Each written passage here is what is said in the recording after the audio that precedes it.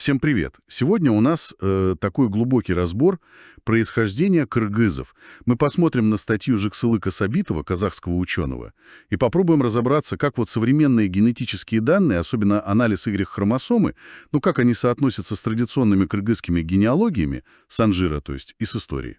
Да, здравствуйте. И тут, конечно, важна методология. Статья берет гаплогруппы Y-хромосомы у разных родов кыргызских. Важно помнить, что Y-хромосомы — это только мужская линия, маленькая часть генома, но очень ценный инструмент, чтобы проверить вот эти родословные. Особенно, когда письменных источников, ну, скажем, мало или нет. Задача, значит, попытаться понять, где в Санжира реальное родство, а где, возможно, ну, более поздние мифы или символизм. Хорошо, давайте тогда к самому интересному. Одно из ключевых открытий — это гаплогруппа R1A1A. Ее частота у кыргызов просто поражает, да? 40–60%, где-то и больше пишут. Особенно, как я понимаю, у потомков легендарных братьев Адигена и Тагая, основателей родов из Онканат, правого крыла. Именно. И вот что тут действительно захватывает. Санжира говорит о Дигене и Тагае родные братья. И генетика, представьте, это подтверждает. У большинства их потомков та самая R1AA1. У потомков Тагая аж до 79%. У Адигена, ну, около 50%. Это прям такой яркий случай, когда наука и предание идут рука об руку. Но есть и сложности. Вот, например, потомки Жору. Жору. Это который внук Адигена по Санжира. Да, он. Так вот, у его потомков в основном находят гаплогруппу С3. Совсем другую. С3, то есть не R1AA1. Нет, это уже наводит на мысль, что, возможно, происхождение этой ветви, ну, какое-то другое. Не совсем так, как в классической Санжира. Вот тут, да, становится еще интереснее. Статья ведь связывает эти данные еще и с письменным источником XVI века Маджмуат Таварих. Там же приводится Санжира, которая возводит предков многих родов, и Адигины с Тагаем тоже к общему предку Аналхакко. И он жил вроде как в эпоху каракитаев, XI-XII века. Именно. Каракитая, XI-XII века, и вот тут генетика выдает просто поразительное совпадение по времени.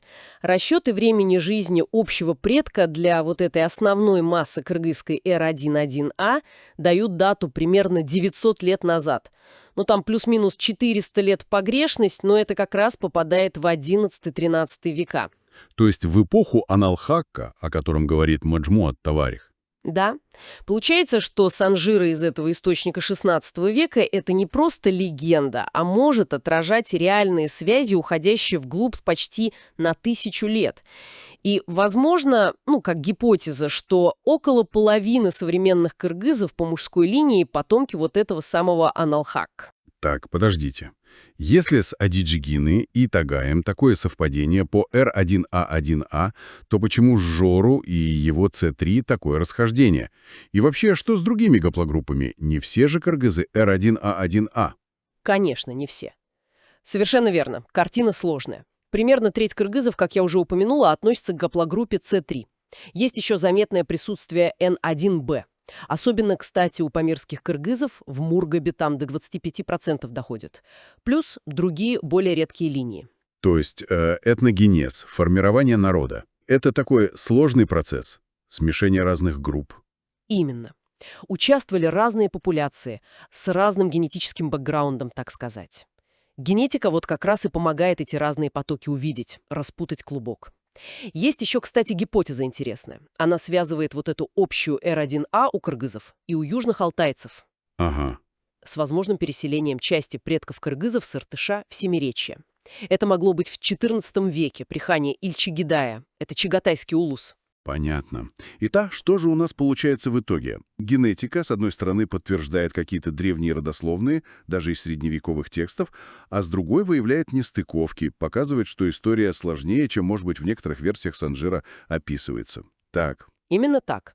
Анализ Y-хромосомы, да, это только одна линия, мужская, это важно помнить, но он дает уникальный взгляд. Он подтверждает, что некоторые родословные линии, которые передавались устно веками и были записаны в XVI веке, имеют действительно очень глубокие корни. Представляете, устная традиция и такое отражение в генах. Да, это исследование прямо очень яркий пример, как наука, история и традиция могут, взаимодействовать, дополнять друг друга. И это, конечно, оставляет такой вопрос на подумать. А сколько еще историй других народов, которые хранятся в их эпосах, в легендах, в генеалогиях, сколько из них могут быть проверены, уточнены, а может и переосмыслены благодаря генетике в будущем?